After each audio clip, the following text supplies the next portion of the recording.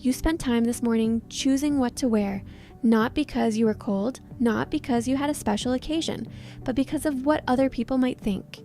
You've rehearsed a conversation in your head before having it, not to be clear, but to make sure you sound okay. You've said yes to something you didn't want to do, not because you wanted to help, but because you were afraid of what would happen if you said no. We all do this, every single day, and most of the time we don't even notice it. I'm Emma. And I'm Marcus. And today we're asking a question that sounds simple, but goes very deep. Why do we care so much what other people think? Let's start with the science, because this isn't a character flaw, it's not weakness, it's biology. Okay, explain. So humans evolved as social animals.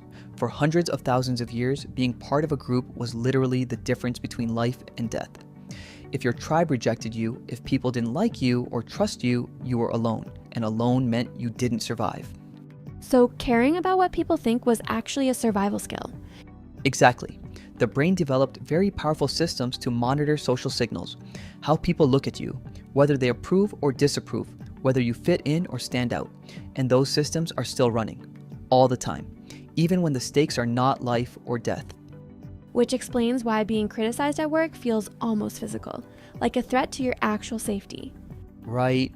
Your brain can't always distinguish between social threat and physical threat. A disapproving look activates similar neural pathways to genuine danger. There's actually research showing that social rejection activates the same regions of the brain as physical pain. The same regions. Wait, so being left out of a group chat literally hurts? In the same way that stubbing your toe hurts? Neurologically, yes. Which is why we don't just shrug off rejection. It's not that people are weak or dramatic. The pain is real. The brain processes it as real. That changes how I think about this completely. I used to tell myself to just not care, as if it was a simple choice. But if the brain is wired to experience rejection as pain, that's not a mindset problem. That's biology. Exactly.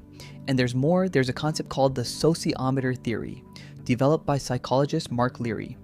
The idea is that self-esteem isn't really about how you feel about yourself in isolation. It's actually a gauge, a meter, that tracks how accepted and valued you are by the people around you. So self-esteem is basically a social signal? In large part, yes. When people like you and accept you, the meter goes up. When they reject or criticize you, it goes down. And low self-esteem, rather than being a cause of caring about others' opinions, is actually a symptom of feeling socially excluded. That's fascinating. So the way to feel better about yourself isn't to look in the mirror and repeat affirmations. It's actually to feel more connected and accepted by people you care about. Which is why loneliness and low self-esteem so often go together. They're feeding the same system. Okay, and then there's the dopamine side of it too, right? The reward when people do approve. Yes, social approval triggers dopamine release, the same neurotransmitter involved in pleasure, motivation, addiction. A compliment, a like on social media, someone laughing at your joke, small doses of dopamine. And the brain learns very quickly that seeking approval feels good, so it keeps doing it. Which is reassuring in a strange way. It means I'm not just being oversensitive when I overthink what someone said to me. My brain is doing exactly what it was designed to do. Precisely. The problem isn't that the system exists, it's that the system is calibrated for a world that no longer exists. We're not in small tribes anymore. We interact with hundreds of people, and our brain treats the opinion of a stranger on the internet with almost the same weight as the opinion of someone we love. Which is clearly a problem. A significant one. And it's getting worse because the modern world gives us more opportunities than ever to seek approval and more opportunities than ever to be rejected. It's the perfect storm for a brain that was designed for village life. Okay, so let's talk about how this actually plays out, because I think most people know they care too much about what others think, but they don't always see it clearly in their own behavior. It shows up in so many ways. The obvious ones, what you wear, what you post on social media, what you say in a group, but also the less obvious ones. Like what? Like the career you chose, the city you live in, whether you followed a passion or took the sensible path, whether you said what you actually thought in a meeting or just agreed with the room. Okay, I have to share something personal here. A few years ago, I had an opportunity, a job offer in another country. It was exactly what I wanted. The role, the company, the place, everything. And you didn't take it? I didn't take it. And the reason, if I'm completely honest, wasn't money. It wasn't practical. It was my family. I knew what they would say. It's too risky. You'll be alone. What about us? And I couldn't face those conversations. I couldn't handle the idea of disappointing them or being seen as reckless or selfish. And do you regret it? Yes, I do. Not dramatically. I've built a good life. But that specific thing, I think about it. And what makes it worse is that I made the decision for other people, not for myself. That's a really honest thing to share, and I think a lot of people will recognize that feeling. Making a life decision based on how it will look to others rather than what you actually want. What about you? You seem like someone who's pretty immune to other people's opinions. I'm really not. I'm just better at hiding it. I spent years in a career that wasn't right for me because every time I thought about changing direction, everyone around me said the same thing. You have a stable job. Don't throw that away. That's not realistic, and I believed them, or more accurately, I was too afraid to disagree with them. So what changed? I got to a point where the cost of staying was higher than the cost of what people might think. And I realized the people giving me advice were doing it from their own fears, not from knowledge of what was right for me. That's such an important point. A lot of the opinions we're afraid of, they're not even really about us. They're projections of other people's anxieties. Okay, we have to talk about social media, because I think it has made this so much worse. Without question, social media has essentially turned the ancient social monitoring system up to 11. You now have a quantified measure of how much people approve of you, in the form of likes, comments, shares, followers. And it updates in real time. So instead of occasionally wondering what people think, you can check constantly. And your brain gets a little hit of validation every time the number goes up. And a little hit of anxiety every time it doesn't, or when someone comments something negative. I've definitely posted things and then watched the likes come in with way too much emotional investment, like, this number should not affect my mood, but it does. The research on this is pretty clear. Social media use, especially passive scrolling, is strongly associated with increased social comparison and decreased self-esteem, because you're constantly seeing curated highlights of other people's lives and comparing them to your messy, ordinary reality. And the comparison never ends. Before social media, you compared yourself to people in your immediate circle. Now you're comparing yourself to everyone. People you've never met, people in different countries, people with entirely different resources and circumstances. Which is an impossible standard to meet, and yet we keep trying.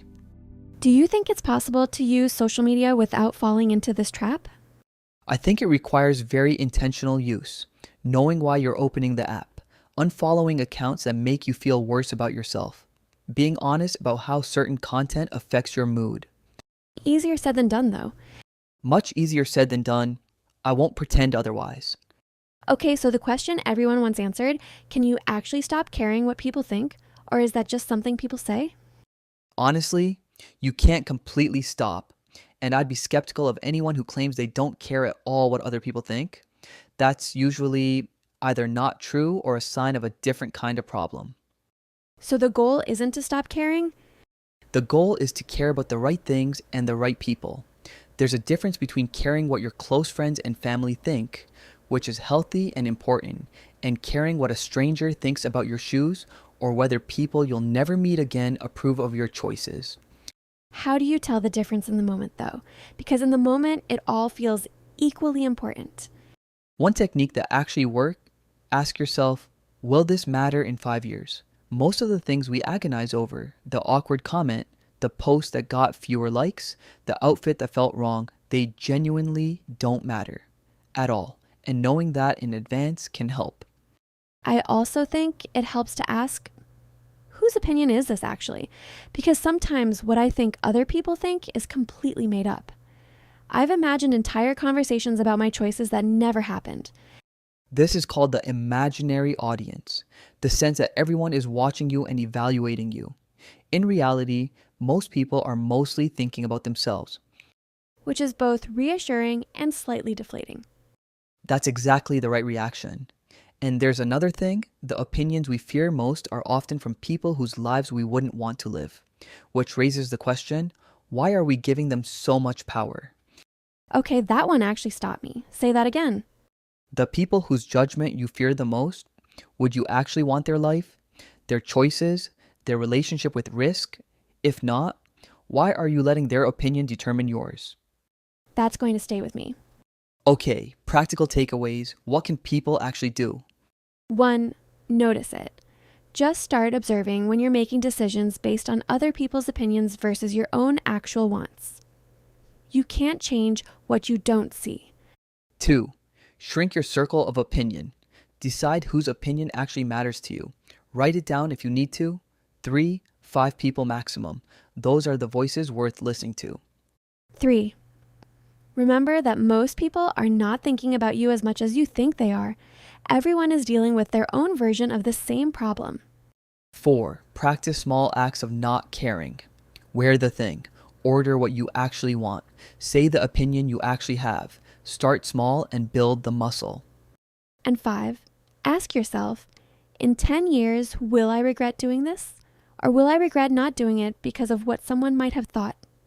That question has genuinely changed some of my decisions. Mine too. Okay, we want to hear from you. When was the last time you didn't do something because of what other people might think? Tell us in the comments. No judgment. We've all been there. And if this episode resonated, subscribe. New episode every week. See you next time. Bye, everyone.